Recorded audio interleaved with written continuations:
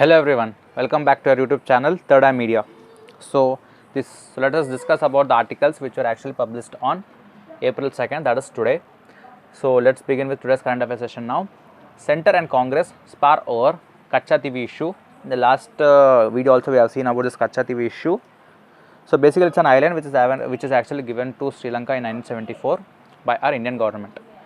So now they are actually getting this issue, this issue is on a heat. So PM and External Affairs Minister Jaishankar flee previous Congress regimes.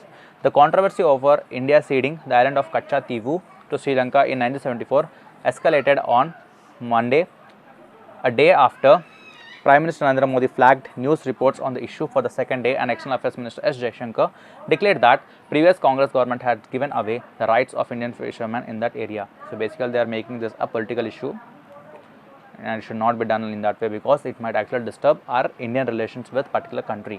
So it might also, already our relations with Sri Lanka has been deteriorated because China is actually trying to invest some of the funds in this particular Sri Lanka. So we should actually try to better our relations rather than complicating them. Next, state registers healthy growth in GST and VAT collections in March. GST revenue in March 2024 was 5,399 crore, up from 4,804 crore. The state registered a healthy growth in tax collections, especially GST and VAT, during March, the last month of financial year 2023-24. GST revenue during March was 5,399 crore, 12% higher than the 4,804 crore registered during the same month the previous fiscal. So we have collected more GST when compared to the last year. Accruals in the form of value-added tax primarily through petroleum products and liquor sale, however, saw nominal growth, while VAT through the sale of petroleum products saw a 24 crore 2% increase from 1,205 crore to 1,229 crore during the month. Revenue through the sale of liquor, however, dropped by 15 crore to 1,237 crore from 1,252 crore during the same period. Just some random figures regarding the GST revenue collections. Next, about experts advocate for awareness and inclusivity on autism. So basically autism spectrum disorder, we need to understand what is this autism spectrum disorder all about. According to World Health Organization, ASD encompasses a spectrum of conditions marked by challenges in social interaction, communication, and a typical patterns of behavior and activity. World Autism Awareness Day is observed on April 2 every year, aiming to increase understanding the acceptance of ASD. According to a recent study highlighted in Indian Journal of Pediatrics, it is estimated that about 1 in 68 children in India are affected by autism.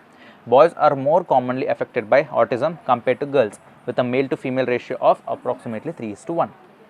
Next, Lieutenant General Neeraj Varshney is new head of MCEME. So Lieutenant General Neeraj Varshney, Vasishtha Seva Medal, took over as the command of Military College of Electronics and Mechanical Engineer. This is about MCEME full form. What is it? Commandant of Military College of Electronics and Mechanical Engineering, Secunderabad, and the 75th Colonel Commandant of Corps of EME on Monday. Next, online filmmaking course offered for free. So most of you might be having this, most of you can avail this course freely. So it might be helpful to you. So just pass it on through those friends who are actually willing to become a film writers or who want to actually make their career in the films in that particular field. Okay, Ramoji Academy of Movies, the digital film academy of Ramoji Group based at Ramoji Film City, on Monday announced free online film making courses in 7 Indian languages, that is Hindi, Marathi, Telugu, Malayalam, Tamil, Kannada and Bangla besides English. The course include story and screenplay, direction, action, film production and film editing. So they are going to teach courses on these particular fields or these particular disciplines. There is no upper age limit or minimum qualification criteria. Minimum age requirement is 15 years and proficiency in the chosen language of study is mandatory. The student must have a valid phone number and email address. RAM provides a secure online environment enabled by Safe Exam Browser. Once the Safe Exam Browser is downloaded, the student will be presented with a detailed chapter and the corresponding tests. Next, Supreme Court refers Kerala government suit on net borrowing cap to 5-judge bench. The court says Centre has given Kerala's substantial relief of 13.608 crore. It refuses to pass any judicial order directing the government to lift the net borrowing ceiling for Kerala to enable the state to borrow 26,226 crore on an immediate basis. The division bench noted that there was vacuum in law concerning Article 293 of the Constitution. Next, ex-diplomats caution government on Kachativu issue. Former envoys to Sri Lanka says External Affairs Ministry's position over the past decade has been in line with stance taken by previous governments. They say any change in position on the issue could affect relations with neighboring countries and damage India's credibility in the region.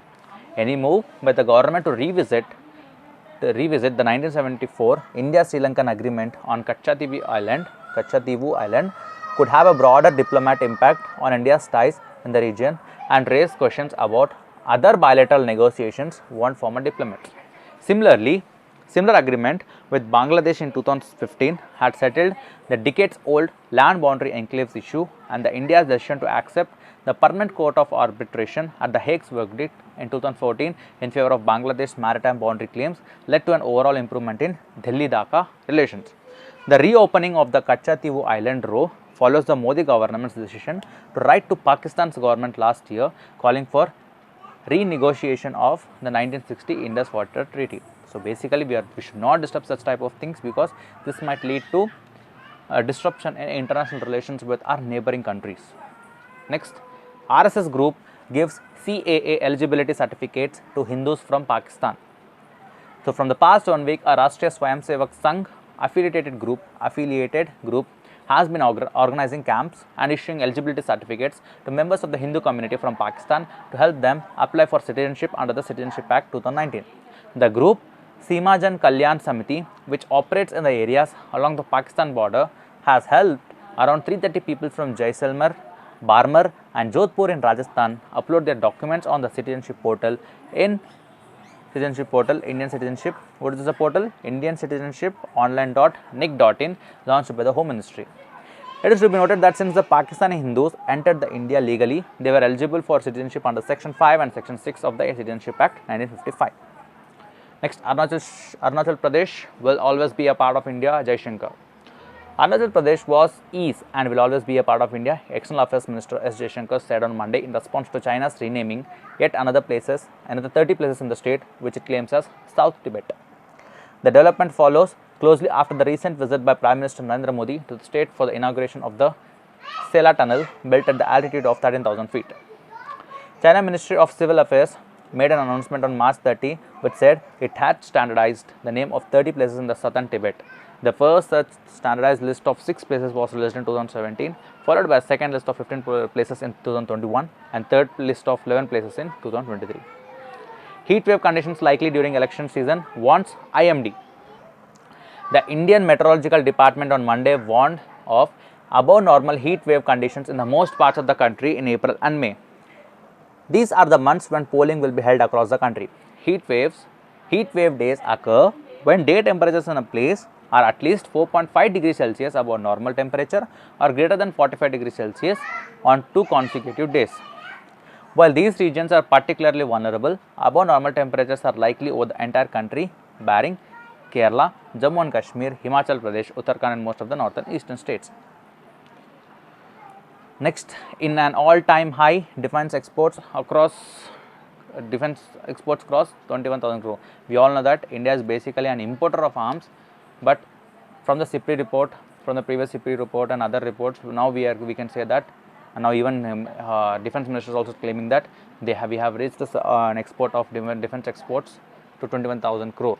So it's very good news for us, and we can directly link it with the Atmanirbhar Bharat, that is Self-Reliant India initiative.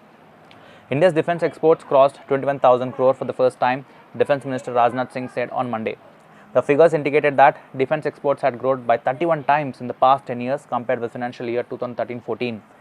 The Defense Minister said, delighted to inform that defense exports have scaled to unprecedented heights and crossed 21,000 crore mark for the first time in the history of independent India, Mr. Singh said on X. Defense exports have reached the level of 21,083 crore in the financial year 2023-24, which is a spectacular growth of 32.5% over the previous fiscal. RBI can take global leadership in balancing growth and inflation, Modi. The Reserve Bank of India, having achieved the unique feat of balancing growth and inflation control, can become a model for the world and assume global leadership, Prime Minister Narendra Modi said on Monday while speaking at an event marking the commemoration of RBI's 90th year in Mumbai. Reserve Bank of India was set up on April 1st, 1935 in Calcutta as a joint stock company, and it was nationalized on Jan 1, 2041. Very important dates. Incidentally, Mr. Modi had entered the 88th function day in 2014. Next, Germany gives controversial green light to cannabis.